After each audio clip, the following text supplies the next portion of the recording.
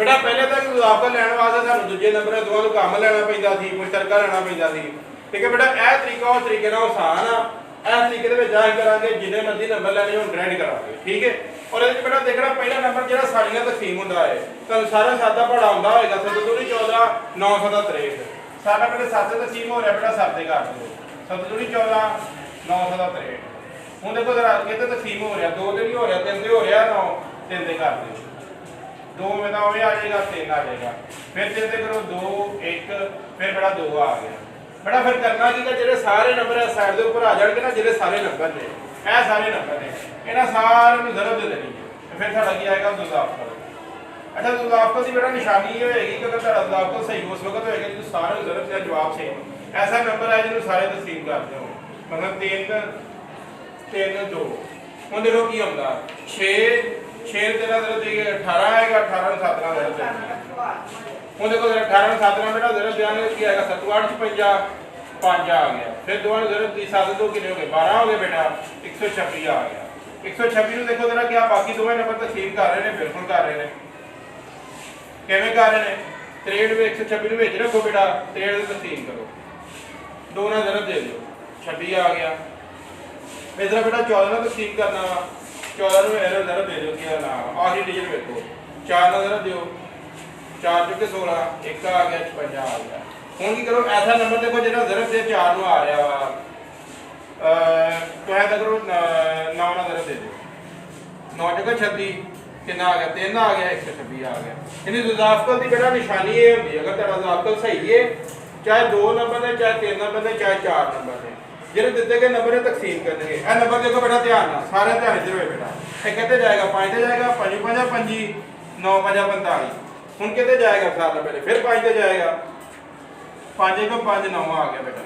ਹੁਣ 9 आ गया फिर 3 कर दियो 3 फिर 3 फिर 3। अच्छा तुम 9 ਨਾਲ भी कर सकते जे डायरेक्ट। ठीक है ना, अगर कला नंबर बच गया ਹੁਣ बेटा सारे नंबर ਨੂੰ ਜ਼ਰਬ ਦੇ ਦਿਓ ਤੁਹਾਡਾ ਜ਼ਾਫ਼क़ਲ आ जाएगा। ਜ਼ਰਬ ਕਿਵੇਂ ਦੇਣੀ ਹੈ ਸਾਰੇ ਨੰਬਰਾਂ ਨੂੰ, ਇਹ ਸਾਰੇ ਨੰਬਰ ਜਿਹੜੇ ਸਾਈਡ ਤੇ ਆਏ ਨੇ 5 ਜ਼ਰਬ 5 3 ਜ਼ਰਬ 3 ਕਿੰਨਾ ਆਏਗਾ 25 ਆ ਗਿਆ बेटा। 5 ਨੂੰ 9 ਨਾਲ ਜ਼ਰਬ ਦੇ ਦਿਓ 9 5 45 4 आ गया ਤੇ 4 ਤੇ 9 ਕਿੰਨਾ ਆ ਗਿਆ 225 ਆ ਗਿਆ। ਲਓ बेटा 225 ਸਾਡਾ ਕੀ ਹੈ ਜ਼ਾਫ਼क़ਲ ਸੌਰੀ ਹਾਂਜੀ ਵੀ ਕਰਨਾ ਪੈਣਾ ਤੇ अच्छा ਉਹਦੇ ਚੱਲਣਾ। ਲਓ ਇੱਕ बेटा ਇਹ ਕੀ ਆਏਗਾ ਸਾਡਾ ਜ਼ਾਫ਼क़ਲ ਆ ਗਿਆ। ਕੀ ਆ ਗਿਆ ਸਾਡਾ ਜ਼ਾਫ਼क़ਲ। ਹੁਣ बेटा देखो साथ ना पहले ਹੁਣ 2 ਦੇ ਤਕਸੀਮ ਪਹਿਲੇ ਤਾਂ ਪਤਾ ਕਰ ਲਓ 7 दूनी 14 14 आ गया।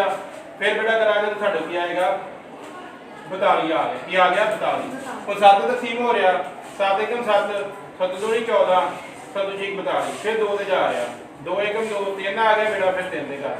ਹੁਣ ਆ ਜਿਹੜੇ बेटा ਇਹਦੇ 'ਚ ਸਾਨੂੰ ਕੋਈ ਸ਼ਾ ਕੰਮ ਨਹੀਂ ਲੈਣੀ ਪੈਣੀ। ਇਹ ਤਰੀਕਾ ਉਹ ਸਾਰੇ ਤਰੀਕੇ ਨਾਲ ਆਸਾਨ ਹੈ। ਇਹਨਾਂ ਸਾਰੇ ਨੰਬਰ ਨੂੰ ਆਪੇ ਜ਼ਰਬ ਦੇ ਦੇਣੀ ਹੈ। ਪਹਿਲਾ ਜਵਾਬ ਹੁਣ जो जरब देनी बेटा की करना है 2 जरब 2 कितनी दफा 2 आ रहा है 2 दफा आ रहा 3 जरब 7 आ गया 4 जरब 21 कर दो।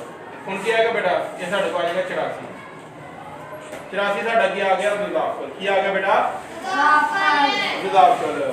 ਹੁਣ ਆ ਦੇਖੋ जरा पहले नंबर 7 ही जाएगा 7 1 7 7 दूनी 14 और 7 1 7 2 बजे फिर 14 आ गया। फिर कितने जा रहा है 2 से करो 2 2 दूनी 4 7 आ गया 2 से 1 1 7 आ गया बेटा 7 आ गया बेटा। ये सिर्फ फर्क है कि जो नंबर तकसीम नहीं ना होएगा वो नंबर जो है एज इट इज लेते जाना उदा का उदा लेते जाना। अब बाकी सारे नंबर उवें दा उवें लिख लो। ज़ाफ़क़ल आ गया बेटा। ज़रब किवें देनी है 2 ज़रब 2 7 ज़रब 7 4 ज़रब की आएगा 49 आ जाएगा बेटा। 49 ਨੂੰ 4 ने ज़रब दे दो 9 जगह 36 3 आ गए 96 आ गए।